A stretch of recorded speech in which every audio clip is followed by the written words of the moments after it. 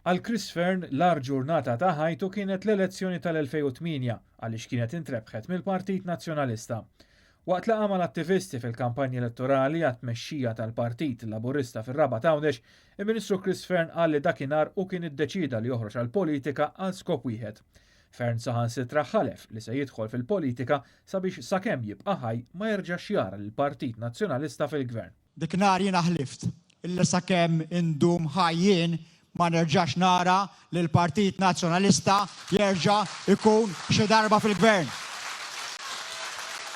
Matul din il-laqa politika Fern kompla jilab għall-gallerija fejn fil-waqt li jdoq diska f'intervisti u partiċipazzjonijiet televiżivi ma' midja u ġurnalisti iżda mal-partitarji jitkellem xort oħra. Il-Ministru li qed jaspira li jkun il-Prim Ministru tal-Maltin u l-Awċin kollha jiddikjara b'mod mill-aktar ċar li s-sejħa tiegħu għal ħajja pubblika fil-politika għandha għan wieħed biss. Matul l-istess laqa Chris Fern qal li tallem ħafna minn Joseph Muscat fosthom kif imexxi partit u pajjiż. Minn Joseph Muscat mbagħad tallimt ħafna, tallimt jekk xejn kif tmexxi partit u kif tmexxi pajjiż. Dawn id-dikjarazzjonijiet jkomplu jqaqlu tħassib li ż-żewġ rivali għat-tmexxija tal-Partit Laburista mhux vera li se jpoġġu l-pajjiż l-ewwel u jwettqu t-tibdil meħtieġ, iżda se jħallu kollox kif inhu.